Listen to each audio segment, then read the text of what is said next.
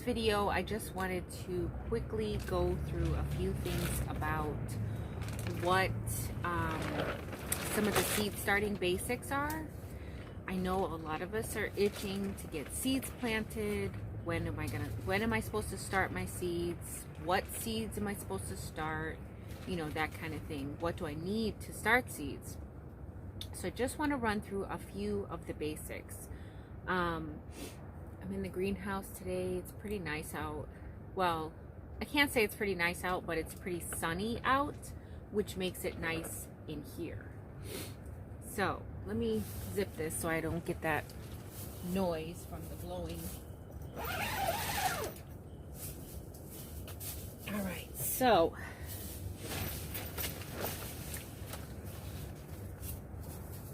let's see, he thought I was putting them out. All right, so the first thing you want to do is you want to get organized, okay? Start your season out organized. I like to keep a journal, a gardening journal. Pull out your gardening journal from last year. If you had one last year, pull it out, look over your notes, see what did well and at what time. So take note of that.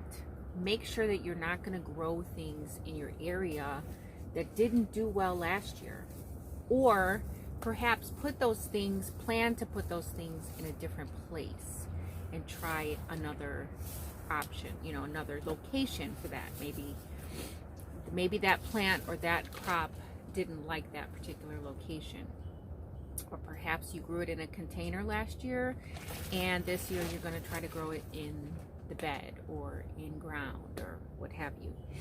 So make some changes where you need to make those changes and plan accordingly. So first things first, you want to get a list of what you want to grow. Okay, now first time gardeners, I would suggest that you keep the list small. Okay, don't overwhelm yourself. I know that you are passionate, or you have developed this passion, you want to grow all this food and it's going to be great, but you don't want to overwhelm yourself. Okay, you don't want to take on more than you can handle. Pick a nice handful of crops that you want to grow and stick to a small space to begin with. Okay, stick to maybe 2 or 3 beds. All right, and once you have mastered those plants, then you can expand, because you don't want to discourage yourself and become discouraged and in the end you don't want to garden. So I would suggest keep it small and don't overwhelm yourself. Also, don't take on more responsibility than you can handle. If you know that you are not going to have the time to tend to all of these plants, because I'm telling you, some of these plants, they need a lot of attention. Tomatoes, if you're growing indeterminate tomatoes, which means they grow and grow and grow, you have to keep on pruning and taking suckers off, and melons and things like that. Peas, cucumbers, they need trellising. Sometimes you have to train those and constantly stay on top of that so that they will climb. So some plants definitely need attention, and then you also have to be on pest patrol. So keep that in mind when you're planning a garden. Don't overwhelm yourself with too much work.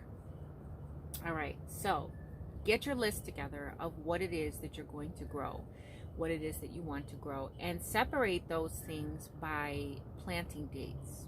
Okay, now some of us have seed packets, and those seed packets have instructions on the back. But sometimes you get seeds from people and it's just in a Ziploc bag and it just says, tomato seeds or cucumber seeds or what have you. And there are no instructions. So you need to know what dates for your area. That's most important. Make sure that you know what your zone is. I did a previous video on frost dates and zones and things like that. So check that video out and get some information from there.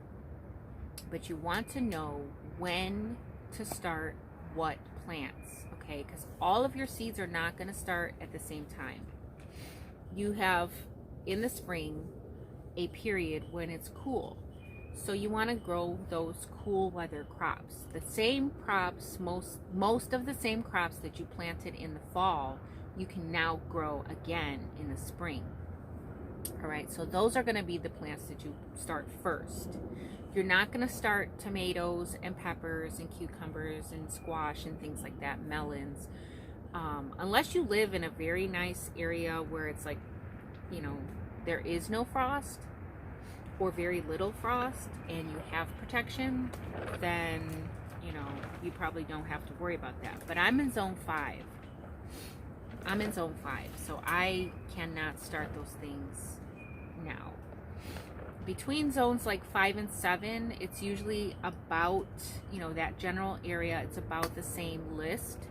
So separate your plants by the planting dates. And if you don't know the planting dates, I will be doing a video on a planting schedule very soon. So figure out which seeds do best in your area, and then you can decide what to plant. You need to get your containers together. All right, so how many containers are you going to need? What size containers are you going to need? All right, when you're starting seeds early, you want to plant according to the dates for those plants. So some plants say 6 to 8 weeks. Some plants say 4 to 6 weeks. So last video, I gave you guys some information on 4 to 6 weeks from when. 4 to 6 weeks, 6 to 8 weeks from when. All right, so check that video out. All right, so you're going to count back your 6 weeks, right? Get that date and figure out what plants are 4 to 6 weeks. Put them all in that category.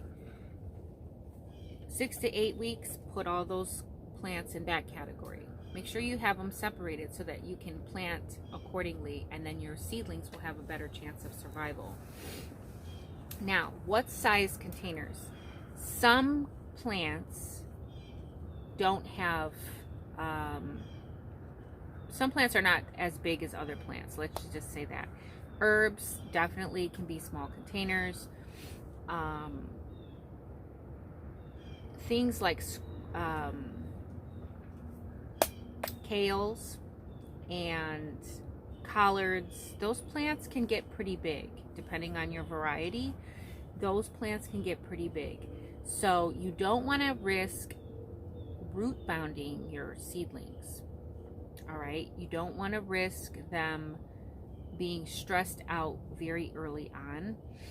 So you want to try to start out with a container that's going to give your plants enough space to grow for that whole 6 weeks and still be healthy enough and strong enough for you to be able to put them outside. So I like to stick with a container about this size, okay?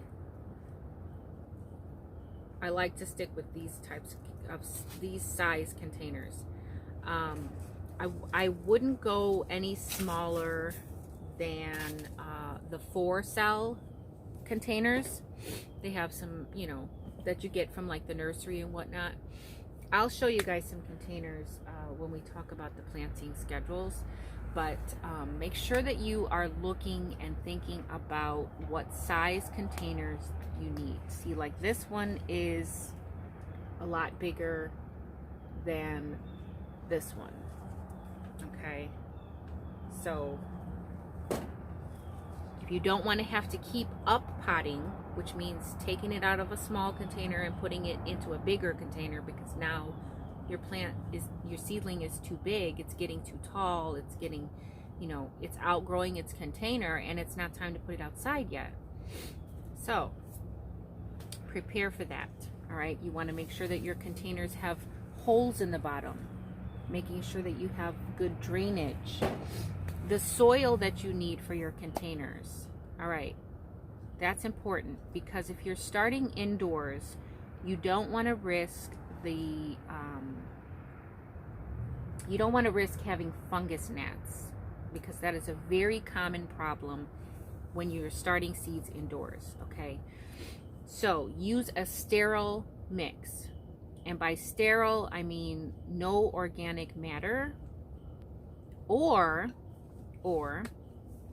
if you plan to use organic matter, sterilize the organic matter. And how you can do that is you can take whatever mix you're going to be using and you're going to put it in a bowl or a tray or a tub or whatever, you know, no holes, okay, no holes.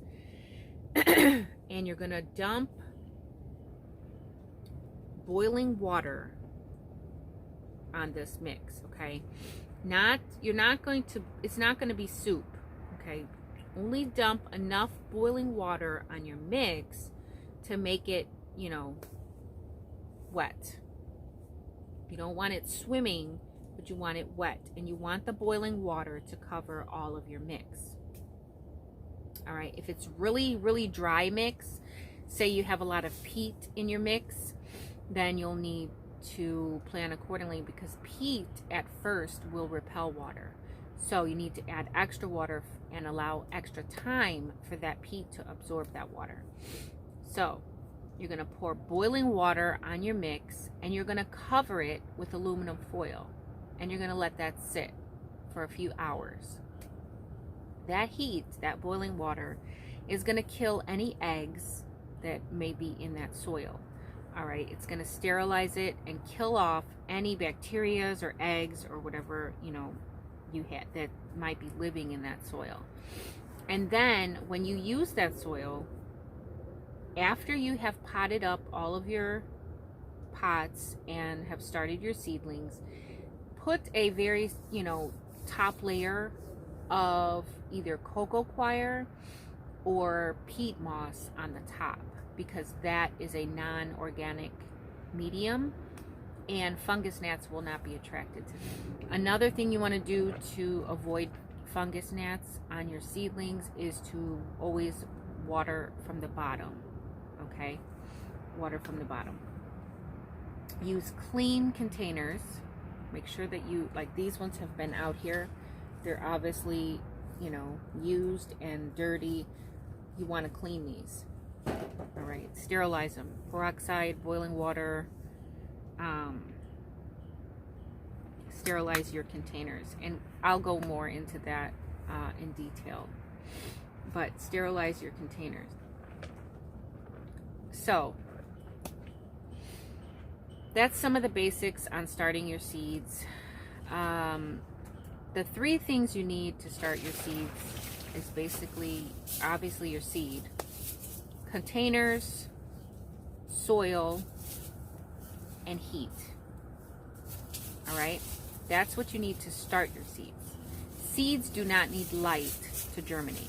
Most seed, I should say, because some seed does need light, but most seed does not need light to germinate. Okay, you need heat, soil, moisture, and obviously the seed.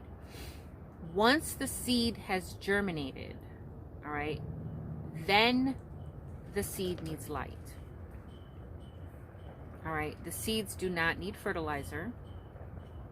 They don't need fertilizer until they have started growing their true leaves. All right, so don't worry about fertilizer. You need heat, soil, and moisture for your seeds to germinate. Now, seeds sprout best between 65 and 75 degrees. All right, so as long as you can maintain that temperature, your seeds will germinate. All right, so that's pretty much it. Those are like the basics for starting seeds.